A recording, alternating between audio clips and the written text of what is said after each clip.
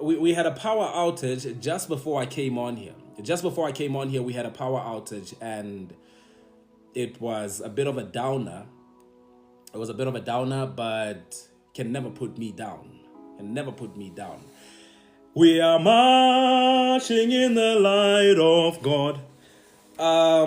Daniel chapter 10, we're going to read from verse 1 to verse 14. Daniel chapter 10, verse 1 to verse 14. Ritsamaya. Here's what it says. Here's what it says. In the 3rd year of Cyrus, king of Persia, a revelation was given to Daniel, who was called Belshazzar. Its message was true and concerned a great war. The understanding of the message came to him in a vision. At that time, I, Daniel, mourned for 3 weeks. I ate no choice food. No meat or wine touched my lips. And I used no lotions at all until the 3 weeks were over. Listen, let me tell you something. It's so cold outside that if I don't put on lotions, you will hear my skin. Like I'll be walking and then you'll hear my skin. You'll think I'm wearing corduroy or something. I don't think I can do that part. I'm not gonna lie to you.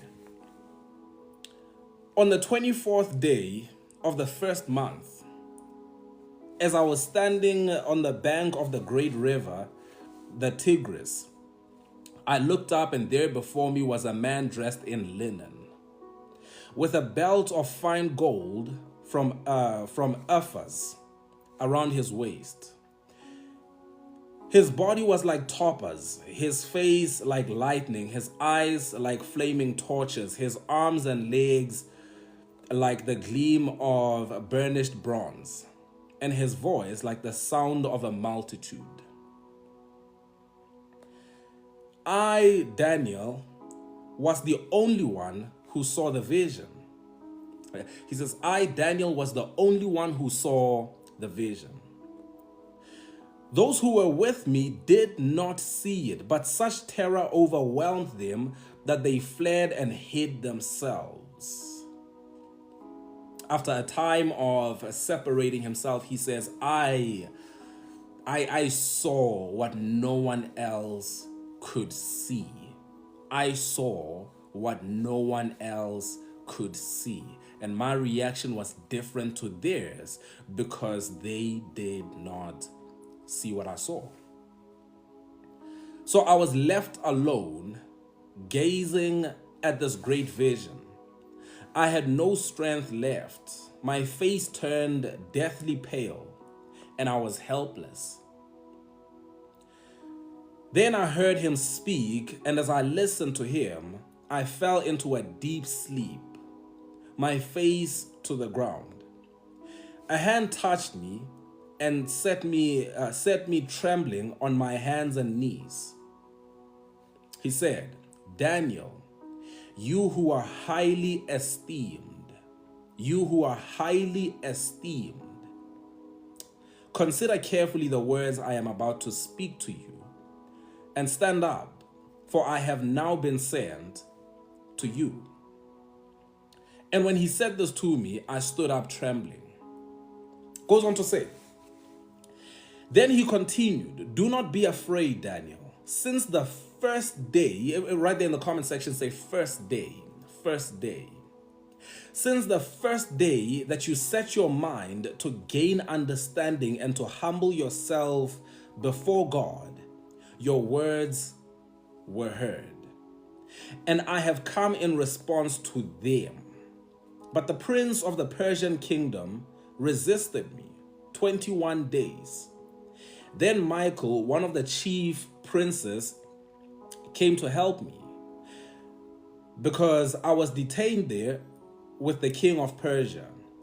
Now I have come to explain to you what will happen to your people in the future, for the vision concerns a time yet to come. And tonight we continue to speak on this principle of fasting and prayer. Fasting and prayer. That Daniel has kind of become the poster child. He's become the poster boy for the fasting and prayer in the church today. Right? We fast for 21 days, oftentimes because we saw Daniel fast for 21 days. He has a fast named after him. Not even Jesus has a fast named after him. Daniel has a fast named after him. And what we're speaking about specifically tonight, the subject of the part of the fasting and prayer that we are getting into tonight, our subject is the role of fasting in overcoming demonic resistance. The role of fasting in overcoming demonic resistance. In overcoming demonic resistance. Right there in the comment section, I want you to put that word resistance there. Resistance. I don't know if you've ever felt like there was a resistance in your life. Have you ever had one of those dreams where you are reaching for something, but even though you see it right here, it's here, you're trying to touch it, but you can't seem to get to it, or you're trying to run away from something or run towards something, and even though you know you can run, you've seen yourself run, you know you are capable, but for some reason, I just can't seem to get ahead. I just can't seem to get away. That's resistance. The reason you are stuck, the reason you feel defeated is because there is a spiritual resistance which can only be understood in the spirit. Cannot be understood by talking to a counselor. It cannot be understood by sitting down with a friend and talking about it. There is a kind of resistance that is spiritual. There is a kind of resistance that is spiritual. Sometimes doors close in front of you in a way that doesn't make sense. And sometimes we have to be very honest about that. Sometimes you watch doors close right in front of your eyes and it just doesn't make sense how these doors are closing. It doesn't make sense. Logically, when I put the numbers together, when I consider everything, all things considered, it doesn't make sense that these doors are closing in front of me. Spiritual resistance. It's demonic resistance. There is resistance in your life. There is opposition that can only be understood spiritually. And if you don't believe me, talk to anybody who knows their stuff. They know, listen, they do the right thing. They say the right thing. They have the right papers. They have the experience. But for some reason, nothing seems to move. Nothing seems to happen. When I consider how long I've been at this, there's no reason why I should still be stuck. There's no reason. Logically, there is just no reason. So if I cannot find a logical reason, there must be a spiritual reason. And I think this is a good rule to live by. It's really a good rule to live by, because I've told you that sometimes, listen, sometimes there are things that you just have no business praying about because you just need to do the right thing. Sometimes that's the case. Sometimes you find yourself in a place where you are praying about something that you just need to get up and do. No one needs to lay hands on you. No one needs to cast anything out of you. Sometimes it is simply just get up and go. And the moment you get up and take action, everything changes. The moment you get up and take action, everything falls into place. However, there are times where you sit down, and when you sit down and you analyze your life, you say, I'm doing the right thing. I'm living by the right principles. I'm doing this, I'm doing that. But for some reason, everything seems to always be falling apart. So if there isn't a logical reason, if there isn't a physical reason for things to be falling apart, there must be a spiritual reason. And my friend, we are fooling ourselves if we think that life is only physical. Because everything that is physical was first spiritual. Right?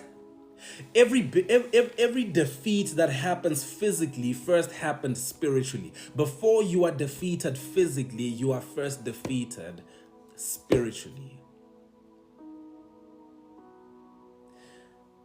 I'm not saying that you are lazy because there's a demon resisting you. No, you're lazy because you don't want to get up and do something. Just get up and do something. Just get up.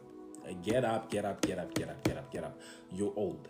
You're no one has to tell you. However, what happens when I get up and I do my best and I keep on, listen, everything. I'm not missing anything. I'm not missing a day. I'm not missing anything concerning my discipline. But for some reason, it's just not coming together. Always feeling like I almost had it. Always feeling like things almost worked out.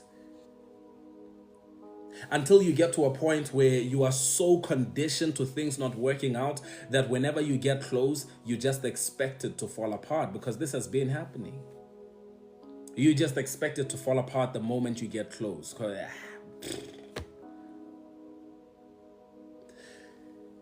Daniel sets out to fast, and he says, I fasted for 3 weeks. However, I don't actually believe that Daniel set a time to say, I'm gonna fast for 3 weeks. I think Daniel said that he would fast until he had that answer. Because we see that at the end of the 3 weeks, that's when he gets the answer. He gets the answer on that 3rd week. However, when the angel of God shows up to him, let him know that your answer was given the first day. The first day that you set your mind. Now, here's the key, right? Before we get to this, and we're going to read from the book in just a moment, but before we go too far with this, it says, do not be afraid, Daniel. This is in verse 12. Since the first day that you set your mind to gain understanding, you set your mind to gain understanding. In other words, I want you to hear me. In other words, what that means is, it's not that you just wished that things would work out. You just wished that things would fall into place, that God would answer your prayer.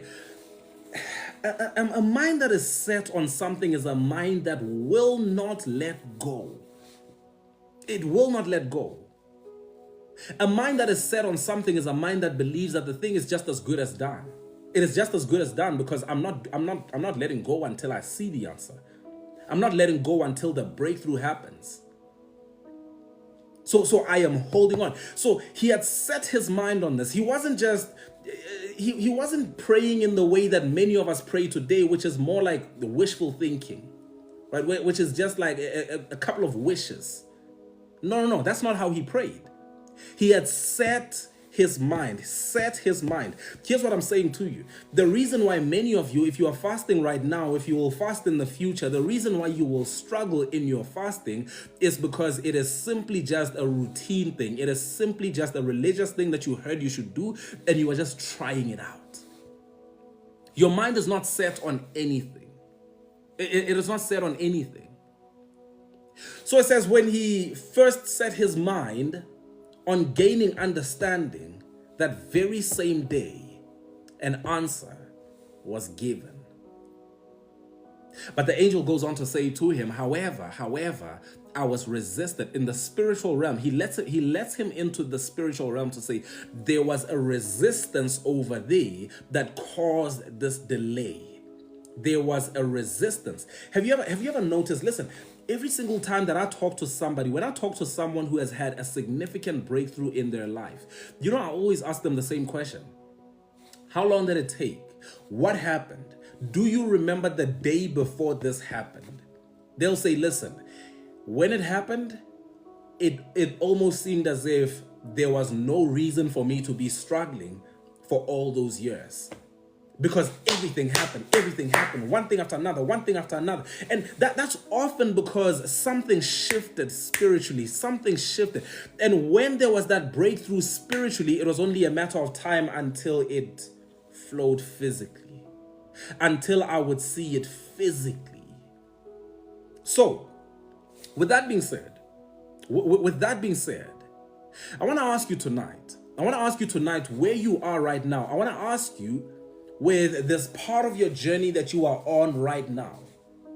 My question to you is, how confident are you that what you are going through right now is just an issue of discipline? It's just an issue of doing the right thing every now and then. There's no right or wrong answer to this. I'm just saying this to say, like I said to you in the beginning, some of us can point to physical disciplines that are missing in our lives to explain why we are stuck, to explain why we feel stagnant spiritually. However, some of us are at a place where we just don't get it. We don't get it. So if there isn't a logical reason, there must be a spiritual reason. Let me say it again. If there isn't a logical reason for your defeat, there must be a spiritual reason for your defeat. The life of a believer is not destined to defeat. There's no way that I ought to just live my life accepting that I fail and other people succeed. To just accept that, no, it happens. These things happen, sometimes you just fail. No. There must be a spiritual reason if there isn't a logical reason for the defeat. Let's get into day 9. Let's get into the reading of day 9 in Unlocking Favor with God and People. For those of you who have it, this is page 68. This is page 68. That's day 9. It's the power of prayer and fasting. The role of fasting in overcoming demonic resistance. It starts off with verse 12 and 13 of the text that we just read. Let's talk about something real. And please tell me if I'm reading too fast. And if somebody says I'm reading too fast, but you feel like I'm not reading too fast, I don't know. Anyway, it's fine. There are spiritual forces that actively oppose the plans of God in your life. Let me say it again. There are spiritual forces that actively oppose the plans of God in your life. It's not superstition, it's scripture. Paul puts it plainly. Here's what Paul says. Paul says, "For our struggle is not against flesh and blood, but against the rulers, against the authorities, against the powers of this dark world, and against the spiritual forces of evil in the heavenly realms." That's Ephesians chapter 6, verse 12. Our struggle is not against flesh and blood. So let me tell you something. When there is spiritual opposition in your life, when there is spiritual resistance, let me tell you something. You will revamp your CV 12 times.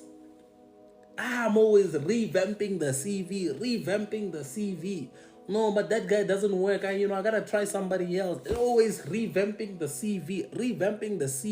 But door after door closes in your face. Door after door closes in your face.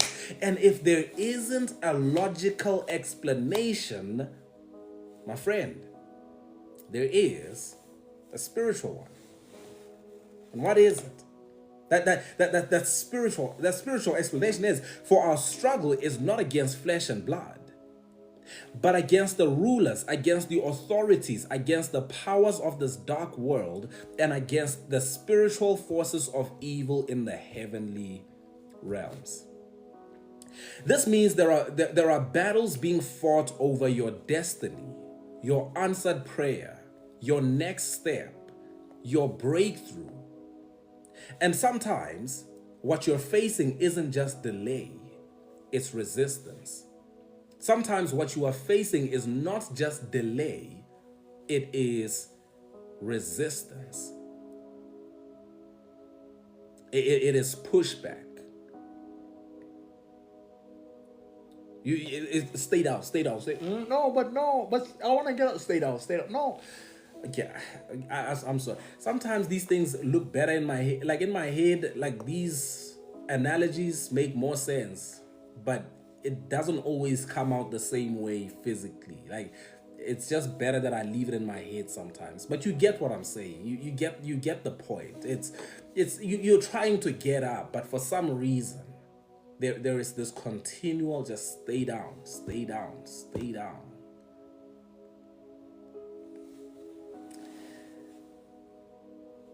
Daniel was a man who understood the times and knew how to posture himself spiritually. In Daniel 10, we find him burdened for revelation and understanding. And what did he do? He fasted. And then it says, he didn't go on he didn't go on a social media break. He didn't complain or manipulate. He consecrated himself. Here's what he says in verse 2 and verse 3. In verse 2 and verse 3, he says, "At that time, I, Daniel, mourned for 3 weeks. I ate no choice food. No meat or wine touched my lips, and I used no lotions at all until the 3 weeks were over." What Daniel didn't know was that his prayer was answered on day 1. It says his prayer was answered on day 1. But he wouldn't know this until 21 days later, when an angel finally appeared to him. So it would take him all these days to find out that actually the answer has been there the whole time. And here's what the angel said, as we read it earlier: "Since the first day that you had set your mind on gaining understanding, your words were heard, and I have come in response to them." But then comes the shocker. Here's the shocker. The shocker is, "But the prince of the Persian kingdom resisted me 21 days. A demonic power referred to here as the prince of Persia blocked the answer. There was a demonic force that blocked the answer. Listen to me. I don't care if you think that we are being weird for thinking that demonic forces are real. You can think whatever you want, but demonic opposition is real. I don't say this to scare you. I don't say this to make you feel like, oh no, but so what are we gonna do now? That's not the whole point of saying this. The whole point of us being here and the whole point of us gaining understanding in this way is to know that we have the tools. We have the weaponry that can allow us to wage war in the spiritual realm.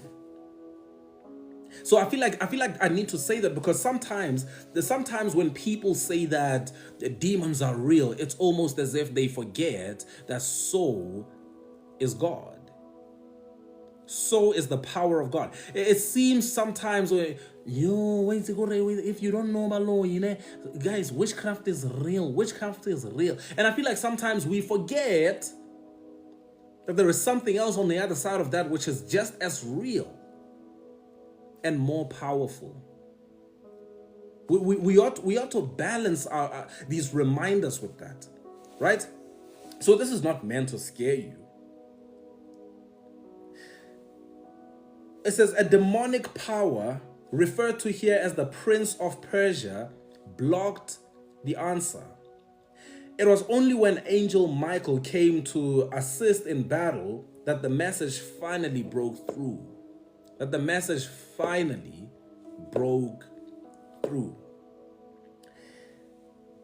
So many of us give up on day 3 of a fast, not knowing that day 4 was the day that heaven planned a breakthrough.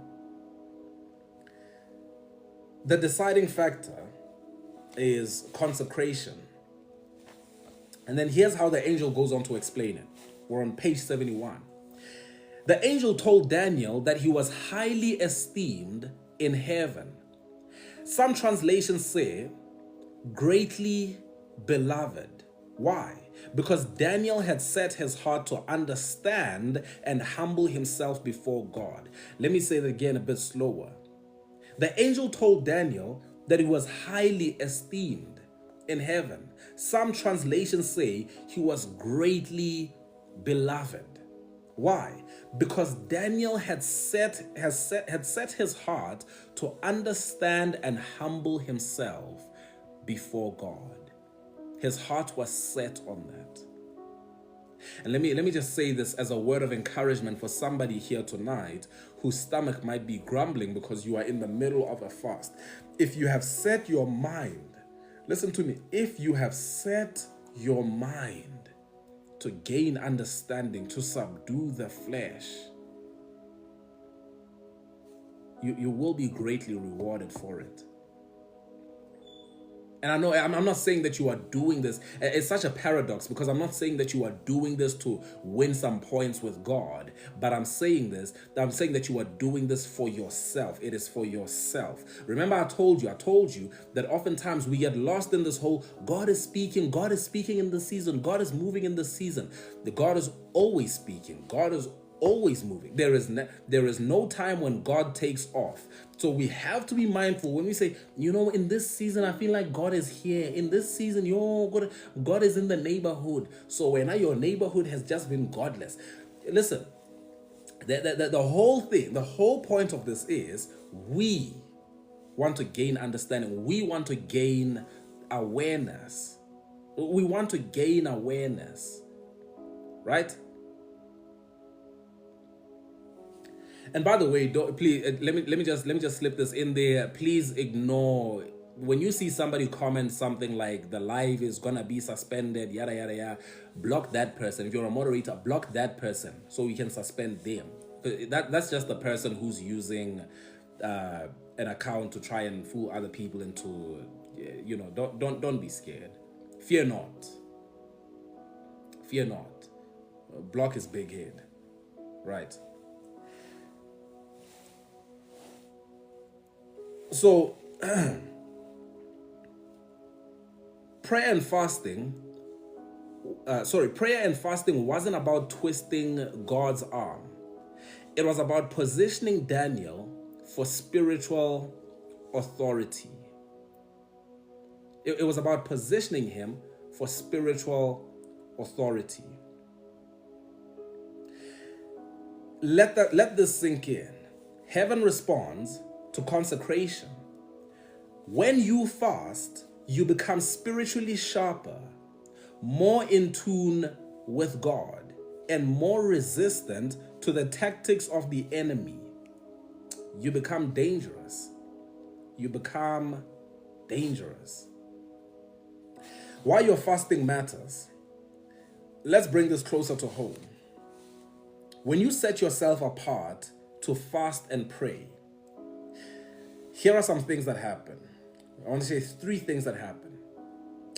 Firstly, you invite angelic intervention.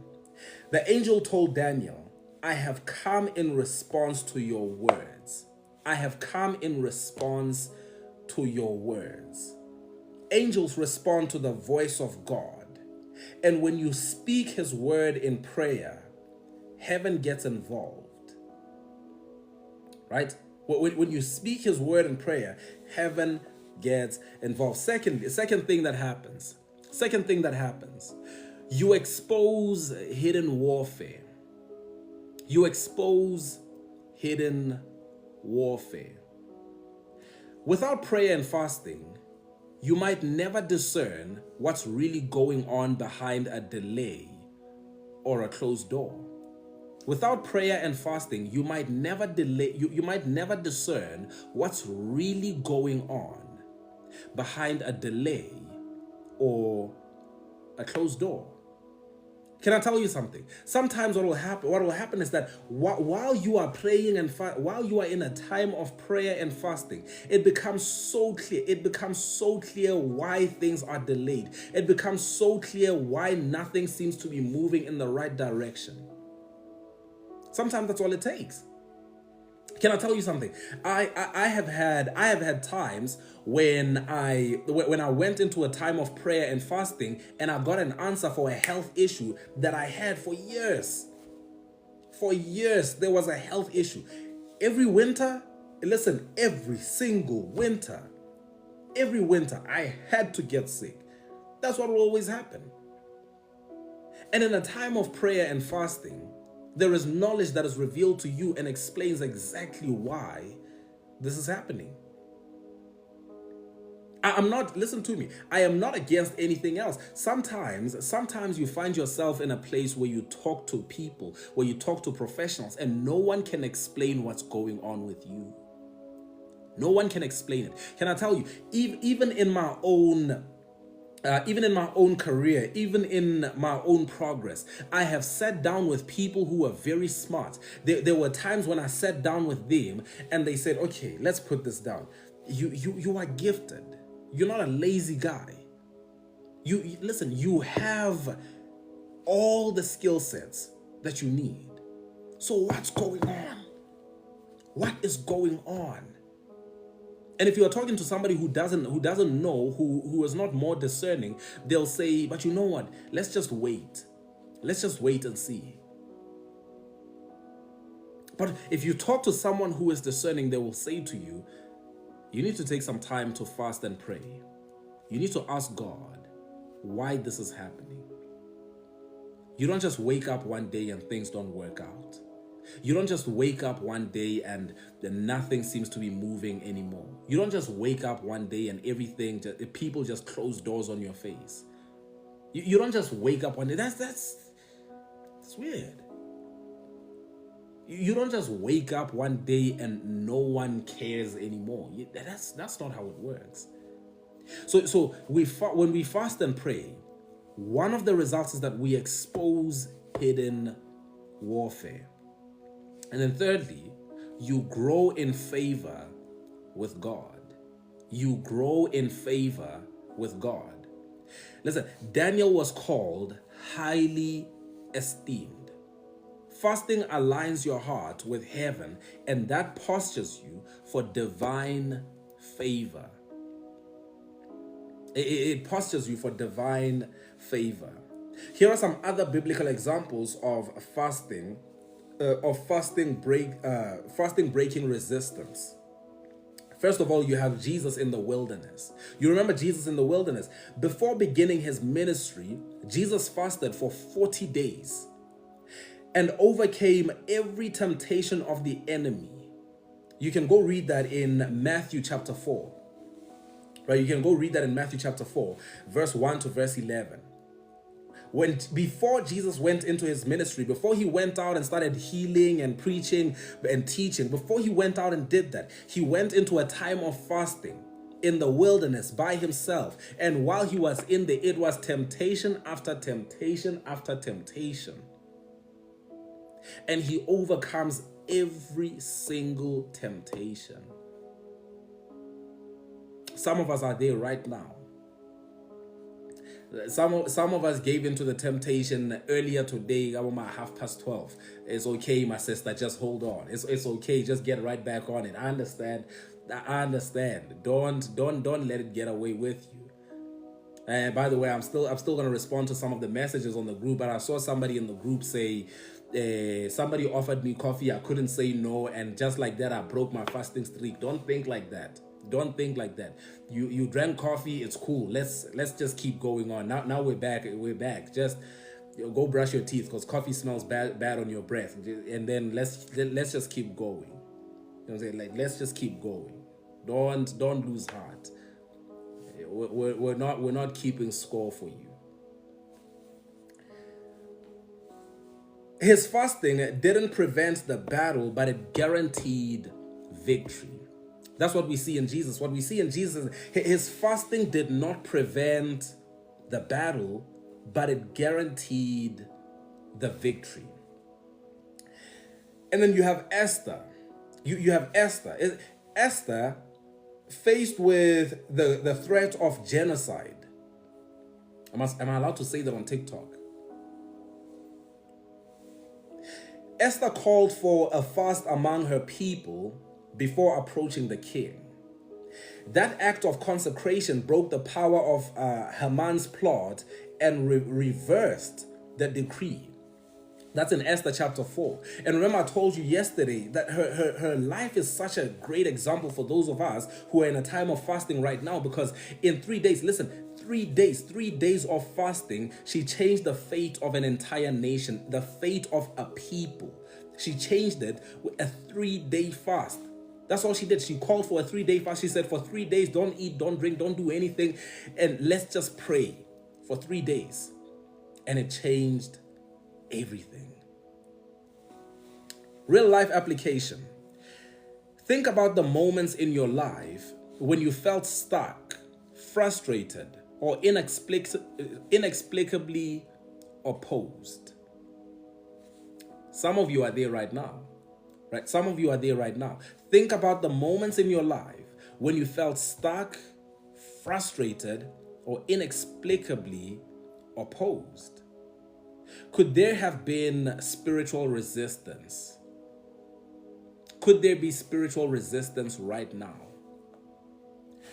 Fasting and prayer don't just change what's around you. They change your access. They don't just change what's around you. They change your access. They release clarity. They amplify your authority. They attract divine favor.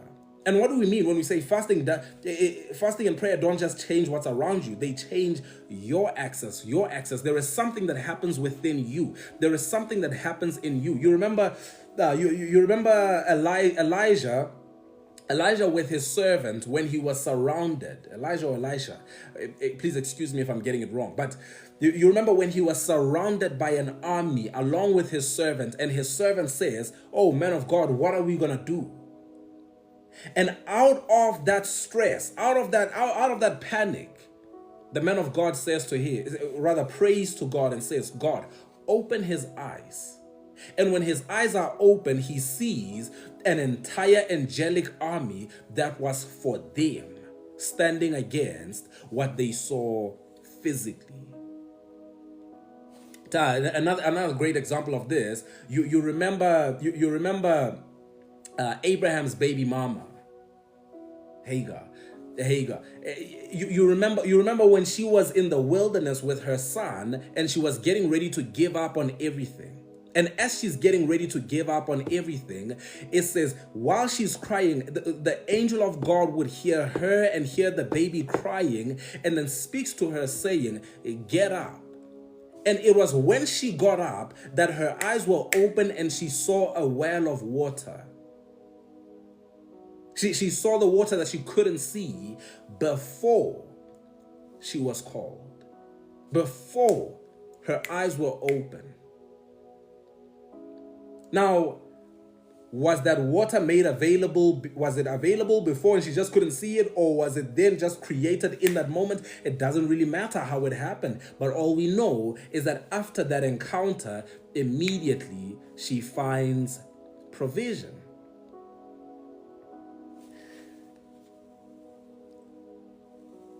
Let this truth settle in your spirit. Some victories will not come without prayer and fasting. Some victories will not come without prayer and fasting. Jesus himself said in Mark chapter 9, verse 29, this kind can come out only by prayer and fasting. It is only by prayer and fasting that certain things happen. There are certain dimensions that we just will not reach without prayer and fasting, without consecration, without that separation. Whether it is for physical victory, whether it is for spiritual victory, it is relational, it doesn't matter. Consecration is necessary. It is necessary, my friend. And then before we finish off, we have some reflection questions for the day. And I'm trying to not go too long tonight because I don't know how long everything's going to last before it switches off. Here are some reflection questions for the day. Number one, have I been facing delays or resistance that might be spiritual? This is for you to reflect. This is for you to sit down and to ask yourself, have I been facing delay or resistance that might be spiritual. The whole time I've just been looking for physical reasons. I've been looking for logical reasons. I've been trying to talk to another person, another person, another person, another person, another person, while I was dealing with something that was spiritual. Second question. In what areas do I need to posture myself through prayer and fasting? In what areas do I need to posture myself in prayer and fasting? In other words, what needs to happen? What needs to happen in which area, or rather, in which area of my life do I need to posture myself in prayer and fasting? In which area of my life do I realize that perhaps I have been too carnal? Okay, I'll give you a very simple example. There are people who, when you talk to them about a defeat in their life. And every single time they think about that defeat, they try to come up with some kind of logical reasoning for why they are defeated, for why they are struggling. Perhaps they will say something to you like, right now, things are not working out because the economy. And to them, as long as the economy is not doing good, as long as the economy is not doing wonderfully, then they have determined that they will remain defeated. They will remain in defeat as long as what's outside hasn't changed yet. And so these are people who are waiting for things to change outside before anything can change inside. Or perhaps you find somebody who is struggling in their marriage. It's not that they have a bad partner. It's not that they have a partner who doesn't love them. It's not that they have a partner who beats them, who doesn't love the kids. They have a perfect partner. Perfect. But they just cannot figure out why they keep struggling. And that struggle just comes from them. Every single time they have an issue, they try to find another issue in another TikTok video, another solution in another TikTok video, another TikTok video, and they never consider that we might be dealing with something that is spiritual. How come you mean to tell me that at 42 years old, you haven't overcome what happened to you when you were 2 years old? To the point where what happened when you were 2 years old is affecting your life at 42. Listen to me. I am not saying, I'm not trying to belittle some of the issues that you might have suffered years ago that are now creeping their way into your life. But I'm just saying that you can always give yourself permission to get past it. I'm not saying it is easy. I am not saying it's as simple as snapping out of it, but I am saying there is a way out. There is. Or have you concluded that it has to be this way forever? Have you concluded that since my inner child, then now this just has to be my life forever? No, it doesn't have to be. It really doesn't. So, in what areas do I need to posture myself through prayer and fasting? And then number 3, do I truly believe that heaven responds to my consecration? This is a very important question, because some of you are in a time of prayer and fasting right now, and you need to answer this question honestly. Do you truly believe that heaven responds to your consecration? Do you truly believe that things happen spiritually when you choose to consecrate yourself, or are you just experimenting? Are you just experimenting? Are you just, you know what, this thing I don't see it, but let's just try and see.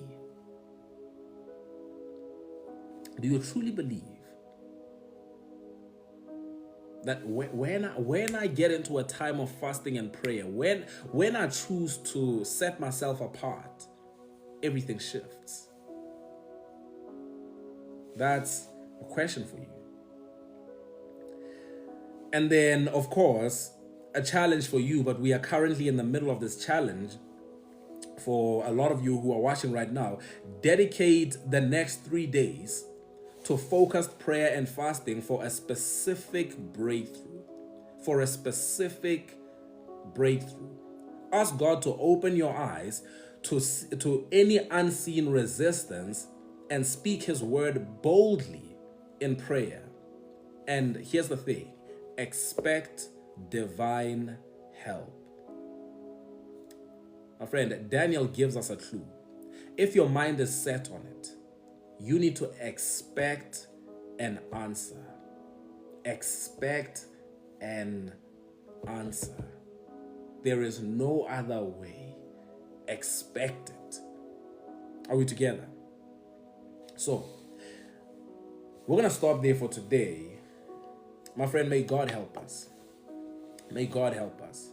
I want you to continue to seek, for lack of a better way to put it, to continue to seek. You have to come to a place where you demand answers. Listen, you need to demand answers for why you would live in defeat. If you, and I might not be talking to everybody, but if you have been living in defeat, you have to demand answers. You have to. You can't just accept that this is how life goes. You can't just accept that, some people win and some people lose, and that's just normal.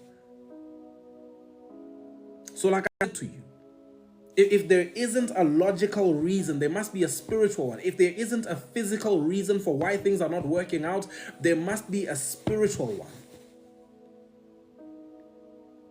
So really give yourself to this. Really commit to this.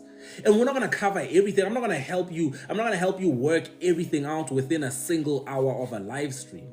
I can't do this within a single hour. We can't do this in an hour. However, I really want you to set your heart and your mind on this. I want you to set your heart and your mind on gaining understanding. I will set my heart and my mind on gaining understanding. I want to understand why my marriage is the way it is. I want to understand why another marriage didn't work out. I want to understand why everyone in my family has suffered the same thing. I want to understand. I want to get it, because you cannot overcome what you don't understand. You cannot overcome what you don't know. So seek to gain understanding, a deeper understanding of faith, a deeper understanding of your walk with God. Seek to gain understanding. Are you with me? So my friend, may God help us. May God help us. Like I said to you, I really want you to go sit down. Perhaps read the text that we read again tonight.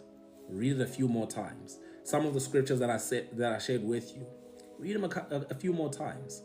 Meditate on them throughout the day tomorrow. And if you are at all able, listen, as soon as possible, get yourself a copy of Unlocking Favor with God and People. As soon as possible, right? Make this very, very simple by putting this together in a way that is simpler to understand. So, tonight, let this be that moment. Let this be that breaking point. Let this be the decision to say, everything is changing. Everything, right now. Are we together? For those of you who are asking about the book, it's on our website. The link is on my bio. Our Father in heaven,